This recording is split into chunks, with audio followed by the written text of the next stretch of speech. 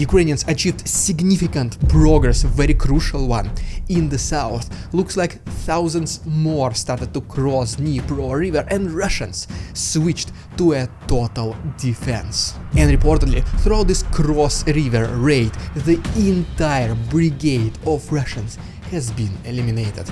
But more about all of this in just a couple of minutes. What's up, investors? It's the Russian dude. And let's get straight to the point and talk about some ridiculous Russian propaganda. Woo! So today we have truly ridiculous one. We have this video, obviously, which was spread across the entire Russian media, propagandistic channels everywhere in the Russian, basically news and everything. And so basically what is claimed that Russians liberated one of small villages in Donetsk region. They entered this house and they found, guess what? They found canned human meat.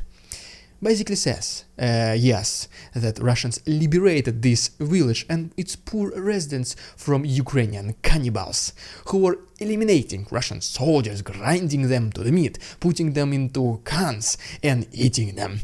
But, however, there was a label warning saying that, don't worry, this meat is safe to consume, you will not become Russian. I personally saw this video last Friday and I immediately knew this one is going to the ridiculous Russian propaganda. I just couldn't wait to share it with you guys, and now here it is.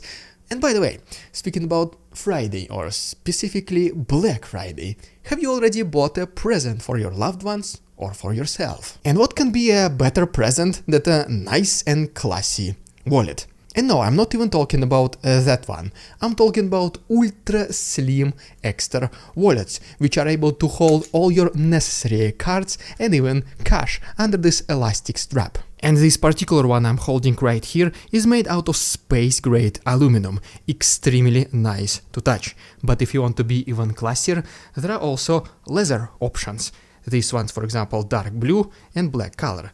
The one in the black has even the space for your Apple tag. And they are also equipped with the RFID protection, so the Russian hackers will not be able to steal your credit card information while they're inside the wallet. And speaking about the protection, how many times you lost your wallet, had a mini heart attack, and wished there was some kind of tracking device?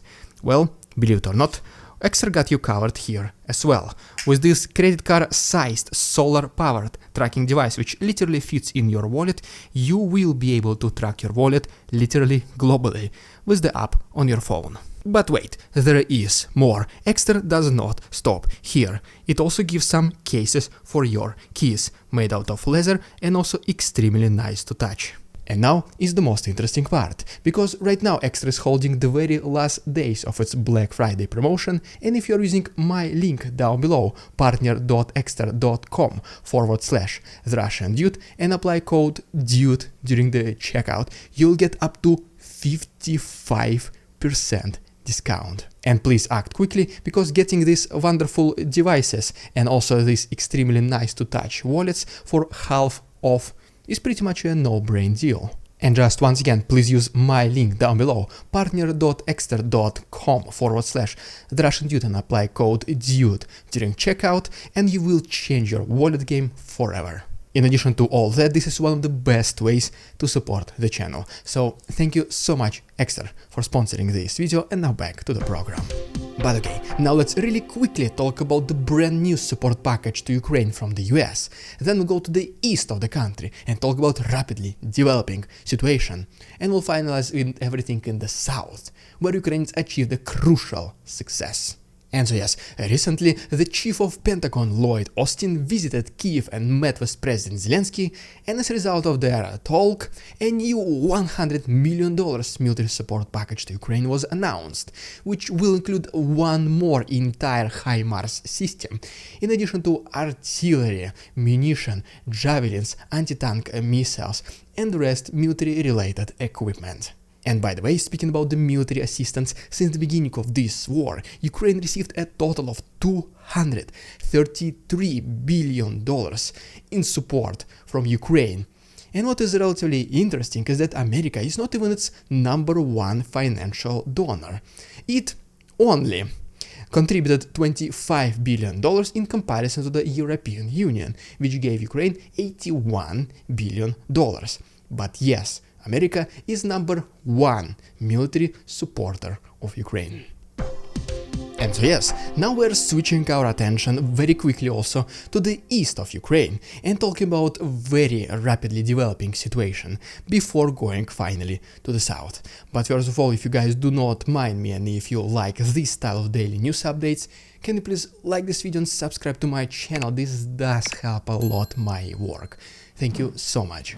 You can also follow me on Instagram to see how I live outside of YouTube. The link is down below. And so yes, right before we step into the east, just one quick stop in Moscow, the capital of Russia, where recently, reportedly, a Ukrainian drone has been intercepted, but Russians all the way until the very end did not acknowledge that this was a Ukrainian drone. Once again, they did not want to humiliate themselves that Ukrainian drone can fly so far without being intercepted and even reach the capital of Russia. But it is not just Moscow. Something similar has been reported by the locals in Kursk, which is already a neighboring region to Ukraine.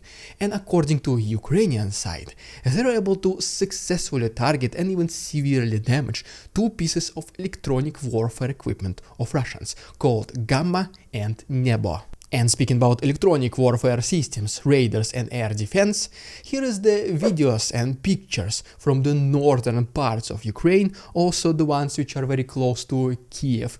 And as you can see how Ukrainian air defense in these regions look like. These pictures were provided to us by Serhiy Naev, and then he also released the video of air defense in action, intercepting reportedly a Russian drone. And at the moment of recording this video, it is internationally recognized that the air defense system around Kiev and its surrounding regions is one of the best ones in the world. And as we get back to the east of Ukraine, we first of all, as always, refer to the report by the Institute for the Study of War, which mentions that Russians continued their offensive along Kupiansk-Svatove-Kreminna front line and even made some unconfirmed yet advancements. And then, according to the Ukrainian side, Ukrainian artillery was able to destroy a Russian multiple launch rocket system called Grad BM-21 located next to Svatove. And another relatively interesting thing happened in Kreminna. A local Russian so-called authority recorded this video showing off the military support and military supplies which were coming to the front lines to the Russian soldiers. And he basically revealed the entire location of this thing. During this video he was showing left, right, up, down, pretty much everywhere. As a result of this, these military supplies, guess what? Were destroyed by Ukrainians. Which, by the way, answers one of your guys' questions. Why some of the videos I'm showing are censored? Well, the obvious reason is that violence, explosions, combat activities, all this kind of stuff is not allowed on YouTube. And the reason number two, it is because if I am showing something which includes the terrain, land, sea, something like this, if I am being watched by the Russian military, this can reveal sensitive information about the position of Ukrainian forces. So, pretty much that is the reason for the censorship.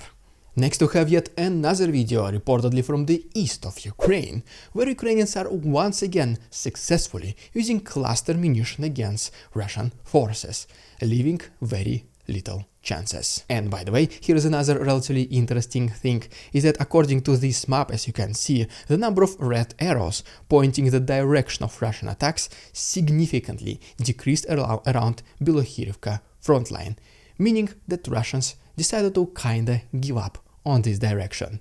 Good news for Ukraine. Then we have another video, this time from Bakhmut, which shows a member of International Legion fighting on the Ukrainian side. They're pretty much brought by the armored personnel carrier close to the front line, they take their positions and prepare to fight. And speaking about Bakhmut area, since the last time I made the video, unfortunately Russians made quite some progress to the north of Klishivka. As you can see from this map, they were able to advance closer to the north of this settlement. But at the same time, Ukrainians were able to push the front line a little bit further away to the east of Shumy, as you can see from this map. And probably the most interesting video for today is once again the compilation provided to us by the Defense Intelligence of Ukraine, where we can see that they're using drones against mainly Russian combat military armored vehicles, and some of these vehicles they're using these barbecue grill nets on top of them, which, if you remember, we already were making a lot of jokes how useful they are, but Russians still kept using them. And as a result of you watching this video, you will be able to see that yes, they are completely useless. Ukrainian drone just approaches from under the net, and that's pretty much it. Nothing that this net is doing except abstracting the view for the driver and making it complicated for regular soldiers to go inside and outside of the vehicle. And as always, if you want to see the full uncensored version of this particular video, in addition to hundreds of other photos and videos which unfortunately never make it into my YouTube episodes, please go ahead and check my Patreon. The link is down below, and there's 1 week of free access for you to see it if you like it or not. Thank you so much. And so yeah, just a couple of last words from the east before we switch our attention to the south. And first of all, Ukrainians also reportedly were able to destroy a command and staff vehicle of Russians, P-149 Aksh, located in Luhansk. In addition to that, if you remember from one of my previous videos, Russians were literally obliterating and destroying their own tanks and other armored vehicles in Avdiivka by putting a lot of explosives inside and just letting them be in drive mode next to Ukrainian positions. But pretty much none of these vehicles were able to make it across minefields, both Russian and Ukrainian ones, which pretty much means all this was completely useless. Which recently, this has also been confirmed by the Western military experts that pretty much, yes, they did not observe any success of Russians in regards of these crazy operations. And speaking about Avdiivka, the situation changed a lot over this last weekend. At first, Ukrainians reportedly were advancing and counterattacking next to Stepove, and they were even able to make some very small gains, capturing a street or two. But Russians were also able to make gains as well. For example, as you can see from this map changes, Russians were able to capture a little bit more land to the northwest of Krasnohorivka. Ukrainians, once again, as mentioned previously, were able to capture a street or two next to Stepove. But Russians advanced closer to the south of Vesele, as you'll be able to see from this map. And also, unfortunately, Russians expanded their invasion to the west of Kashtanove, this small part of land you see from this map. And now, as promised, let's finally talk about the situation in the south of Ukraine, where they were able to achieve a very crucial success recently. But first of all, unfortunately, let's make a stop in Kherson, where once again Russians were attacking residential buildings and infrastructure, and as a result of this, there are casualties among civilians. And hopefully, in the near future, the number of these attacks will decrease significantly, because one of the achievements of Ukrainians in this weekend was that they were able to destroy several artillery and missile systems of Russians, in addition to pushing them further away from the bank of Dnipro river. And first of all, for example, to the south of Krynki, Ukrainians reportedly destroyed a Russian missile system called TOS-1A. Going a little bit more to the southeast, Ukrainians destroyed a Russian air defense system called Pantsir, located in Chaplinka, as you can see from this video. And another crucial achievement in the south by Ukrainians is that they used their own Shark reconnaissance drone, which I talked about in previous videos many times. This is, to say the least, a very advanced drone which is able to follow the target by itself on a long altitude at a high speed and being almost completely unnoticeable by Russians, collecting crucial intelligence data. And this time it basically revealed the position of a Russian multiple launch rocket system called Torem-2. And then Ukrainians using this data were able to target and successfully destroy it. And as a result of all this, because Russians did not have that many artillery systems and missile systems to the left side of Dnipro river, and they were pretty much in hiding because Ukrainians were attacking over the last weekend, Ukrainians themselves were able to continue crossing Dnipro river, and even more soldiers reportedly arrived to Krinky and started advancing to the south of this settlement. Even Russians themselves at first acknowledged that no, all these attempts by Ukrainians completely failed. Miserably, they did not advance at all, just to several literally minutes. Later they said that, guys, it's serious, Ukrainians advanced 2 kilometers to the south of Krinky. Something has to be done. And at the moment of recording this video, now it is officially fully confirmed both by the Western military experts and the Ukrainian authorities, both government and military authorities, that yes, Ukrainians are establishing bridgeheads over Dnipro. They are successfully crossing it, hundreds of Ukrainians at a time. And during this one of the most recent raids, estimatedly the entire brigade worth of Russian infantry was eliminated by Ukrainian Marines. Such as, for example, according to already familiar Natalia Gumenyuk, Ukrainians advanced approximately 3 to 8 kilometers deeper into Kherson region on the other side, and they're destroying on average 4 to 10 artillery systems of Russians every single day. And at this moment, Russian mortars already pushed further away from the river, which basically means some of residential and civilian buildings and infrastructure is already outside of the range for Russians. Pretty much one of the most important goals of Ukrainians in crossing the river is now achieved. The next step is to bring even more soldiers and start even further liberation. As for now, obviously, as you can see, there is a long way to go. Crossing the river is extremely complicated in itself. But then you do have the entire rest of the region to be liberated. That is why Ukrainians, they do take it slowly, but surely. They do preserve their infantry, not like just Russians, sending waves after waves, because they will need those people if they want to liberate Kherson, approach Crimea, endanger it, and potentially force Putin to talk. And as always, those things might skyrocket. One thing leads to another, and then there's a chain reaction of disastrous events for Russians. So if you don't want to miss any of this, just please once again consider subscribing to my channel. It only takes one click. Thank you so much, patrons, for your support, and see you tomorrow.